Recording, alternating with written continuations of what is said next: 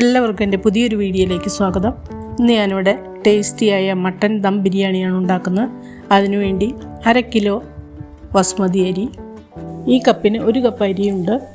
നന്നായി കഴുകി 3-4 പ്രാവശ്യം കഴുകി നല്ല വെള്ളമൊഴിച്ച് കുതിർത്താൻ വയ്ക്കാം. 1/2 മണിക്കൂർ ഞാൻ മൂടി വയ്ക്കാം, അവിടെ ഇരിക്കട്ടെ. ഈ സമയം കൊണ്ട് നമുക്ക് മട്ടന് വേണ്ടുന്ന മസാല റെഡിയാക്കാം. 1 ടേബിൾ സ്പൂൺ കാശ്മീരി ചില്ലി, നല്ല കളറിന് വേണ്ടിയിട്ടാണ്. 1 ടേബിൾ സ്പൂൺ മസാലപ്പൊടി, 2 ടേബിൾ സ്പൂൺ കുരുമുളക് പൊടി, കുരുമുളകിൻ്റെ ഫ്ലേവറാണ് കൂടുതൽ വേണ്ടത്. 1/4 ടീസ്പൂൺ മഞ്ഞൾപ്പൊടി, 1 ടീസ്പൂൺ ഇഞ്ചി വെളുത്തുള്ളി പേസ്റ്റ്, ആവശ്യത്തിനുള്ള ഉപ്പ്, 1 മുറി നാരങ്ങ പിഴിഞ്ഞേർത്ത്, ഒരു 5 ടേബിൾ സ്പൂൺ തൈര്. അധികം പുളിയില്ലാത്ത തൈര് വേണം ചേർക്കാൻ. തൈര് ഒഴിച്ചാണ് കുഴയ്ക്കുന്നത്, വേറെ വെള്ളമൊന്നും ചേർക്കുന്നില്ല. 3-4 പ്രാവശ്യം കഴുകി വൃത്തിയാക്കി വെച്ച മട്ടൻ മസാല പുരട്ടി വെക്കാം. നന്നായി പുരട്ടി മിക്സ് ചെയ്ത് 1/2 മണിക്കൂർ ഞാൻ ഫ്രിഡ്ജിൽ വെക്കുന്നുണ്ട്. മൂടി ഫ്രിഡ്ജിൽ വെക്കാം. ഇനി 1/2 മണിക്കൂർ കുതിർത്തിയെടുത്ത അരി നമുക്കൊന്നൊരു ഹോളുള്ള പാത്രത്തിലേക്ക് ഒന്നുകൂടെ കഴുകി വാരി വെക്കാം. വെള്ളമെല്ലാം പോയി വരട്ടെ. ഇനി ഒരു കടായി എടുത്ത് 2 ടേബിൾ സ്പൂൺ നെയ്യ് ഒഴിച്ച് ഒരു 100 ഗ്രാം നട്ട്സും കിസ്മിസും ഒന്ന് ഫ്രൈ ചെയ്തെടുക്കാം. ബിരിയാണിക്ക് ഡെക്കറേറ്റ് ചെയ്യുന്നതിന് വേണ്ടിയിട്ടാണ്. മൂത്ത് വരുമ്പോൾ കോരി വെക്കാം. അതേ കടായിലേക്ക് തന്നെ കുറച്ച് സൺഫ്ലവർ ഓയിലും കൂടെ ഒഴിച്ച് ഒരു 6 സവാള നൈസായിട്ട് അരിഞ്ഞു വെച്ചിട്ടുണ്ട്. അതിൽ പകുതി ഇപ്പോൾ ഒന്ന് വറുത്തെടുക്കാം. കുറച്ച് ഉപ്പും കൂടെ ചേർത്തു. ഫ്രൈ ആയി വരുമ്പോൾ കോരി മാറ്റാം. ബിരിയാണിയിൽ ലാസ്റ്റ് ഡെക്കറേറ്റ് ചെയ്യുന്നതിന് വേണ്ടിയിട്ടാണ്. ഇനി നമുക്ക് മട്ടൺ ഫ്രിഡ്ജിൽ നിന്നെടുത്തു. 1/2 മണിക്കൂർ കഴിഞ്ഞു. ഒരു കുക്കറിലാണ് ഞാൻ വേവിക്കുന്നത്. കുക്കറിലേക്ക് ഇട്ട് കൊടുക്കാം.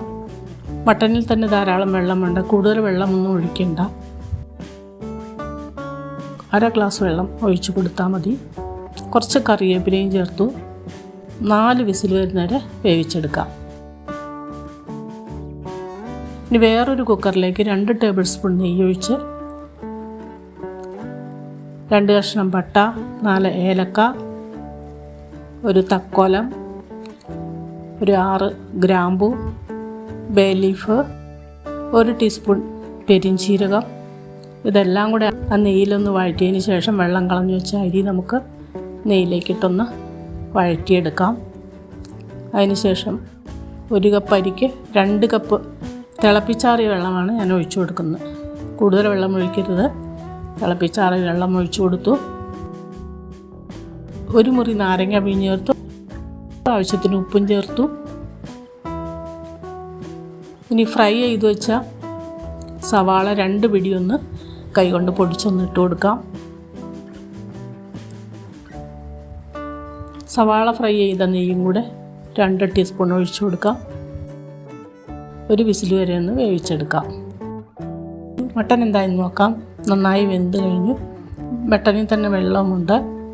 ഇനി നമുക്ക് അതേ കടായി തന്നെ 2 ടേബിൾ സ്പൂൺ നെയ്യും കൂടെ ഒഴിച്ച് ബാക്കി സവാളയൊന്ന് വഴറ്റിയെടുക്കാം. മട്ടൻ മസാല റെഡിയാക്കുന്നതിന് വേണ്ടിയിട്ടാണ്. കുറച്ച് ഉപ്പും കൂടെ ചേർത്തു. ഒരു 5-6 വെളുത്തുള്ളി ചേർത്ത് കൊടുക്കും. 2 നല്ല പഴുത്ത തക്കാളി കനം കുറച്ച് അരിഞ്ഞ് ചേർത്ത് കൊടുത്തു. 1 ടീസ്പൂൺ ഇഞ്ചി വെളുത്തുള്ളി പേസ്റ്റ്, 4 പച്ചമുളക് കീറിയത് എല്ലാം കൂടെ ചേർത്ത് നന്നായി വഴറ്റിയെടുക്കാം. 1 ടീസ്പൂൺ പെരിഞ്ചീരകം, 1/4 ടീസ്പൂൺ മഞ്ഞൾപ്പൊടി, 1 ടീസ്പൂൺ ബിരിയാണി മസാല, 1 ടീസ്പൂൺ കുരുമുളക് പൊടി, 1 കഷ്ണം തക്കോലം പട്ട, 4 ഏലക്ക, 4 ഗ്രാമ്പു, പെരിഞ്ചീരകം, 1/2 കപ്പ് തൈര്, 2 കഷ്ണം ബേ ലീഫും ചേർത്ത് ഇതെല്ലാം കൂടെ ചേർത്ത് കുറുകിയ രീതിയിലൊന്ന് വഴറ്റിയെടുക്കാം. അതിനുശേഷം കുറുകി വരുമ്പോൾ വേവിച്ച് വെച്ചിരിക്കുന്ന മട്ടൻ ചേർത്ത് കൊടുക്കാം. ആ ഗ്രേവിയോടുകൂടി തന്നെ ചേർത്ത് കുറുകിയ രീതിയിലൊന്ന് വറ്റിച്ചെടുക്കാം. കുറുകിയ രീതിയിൽ വറ്റിച്ചെടുത്തു. സ്റ്റീമൊക്കെ പോയി കഴിഞ്ഞു. റൈസ് എന്തായെന്ന് നോക്കാം. പാകത്തിന് വെന്ത് വന്നിട്ട് കുഴഞ്ഞൊന്നും പോയിട്ടില്ല, അടിയിലൊന്നും പിടിച്ചിട്ടില്ല, വെള്ളമൊന്നും കൂടുതലില്ല. ഈ സമയത്ത് ഫുഡ് കളർ ചേർക്കണമെങ്കിൽ ചേർക്കാം. ഞാനിവിടെ റോസ് വാട്ടറിൽ 1/4 ടീസ്പൂൺ മഞ്ഞൾപ്പൊടി ചേർത്താണ് ചേർക്കുന്നത്. വേറെ ഫുഡ് കളറൊന്നും ചേർക്കുന്നില്ല. തിളപ്പിച്ചാറിയ പാലിൽ മഞ്ഞൾപ്പൊടി ചേർത്ത് മിക്സ് ചെയ്താലും മതി. ഇനി വേറൊരു കടായി വെച്ചിട്ട് ഒരു തക്കാളി റൗണ്ടായിട്ട് അരിഞ്ഞ അടിയിലൊന്ന് വെച്ച് കൊടുക്കുക. 1 ടീസ്പൂൺ നെയ്യും കൂടെ ചേർക്കുക, പാത്രത്തിലൊന്നും പിടിക്കാതിരിക്കുന്നതിന് വേണ്ടിയിട്ടാണ്. അതിനുശേഷം നമ്മൾ റൈസ് ഇട്ടു, അത് കഴിഞ്ഞ് മട്ടനും ചേർത്തു. വീണ്ടും റൈസ് ഇട്ട് ലെയറായിട്ട് ഇതെല്ലാം മുഴുവനും ചേർത്ത് കൊടുക്കാം. റൈസ് ചേർത്തു. ഇനി ഫ്രൈ ചെയ്ത് വെച്ച സവാള ചേർത്ത് കൊടുത്തു. അതിനുശേഷം നട്ട്സും കിസ്മിസും ചേർത്തു. അങ്ങനെ മുഴുവനും ഇതുപോലെ തന്നെ ലെയറായിട്ട് ചേർത്ത് കൊടുക്കാം. എൻ്റെ വീഡിയോ പുതുതായി കാണുന്നവരുണ്ടെങ്കിൽ ഒന്ന് സബ്സ്ക്രൈബ് ചെയ്ത് സപ്പോർട്ട് ചെയ്യണേ. തൊട്ടടുത്ത ബെല്ലൈക്കനും ഓളും പ്രസ് ചെയ്താൽ ഞാനിടുന്ന എല്ലാ റെസിപ്പിയും നിങ്ങൾക്ക് ഇനിമേഷൻ കിട്ടുന്നതായിരിക്കും.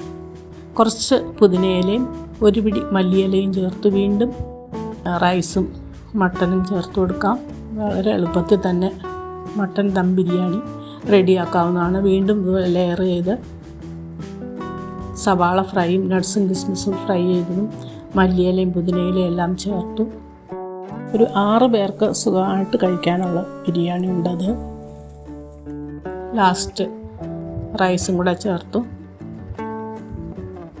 ഇനി അതിൻ്റെ മുകളിലായിട്ട് കുറച്ചധികം സവാള ഫ്രൈയും നട്ട്സും കിസ്മിസും മല്ലിയിലയും പുതിനയിലയും എല്ലാം ചേർത്തു.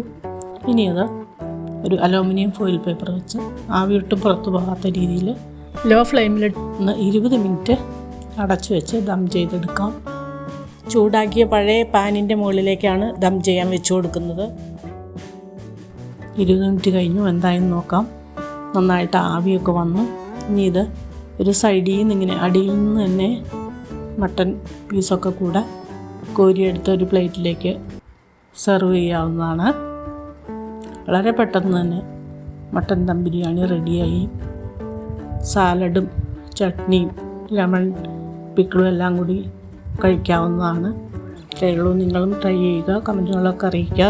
ഇനി പുതിയൊരു വീഡിയോ ആയിട്ട് വരുന്നവരെ ബൈ.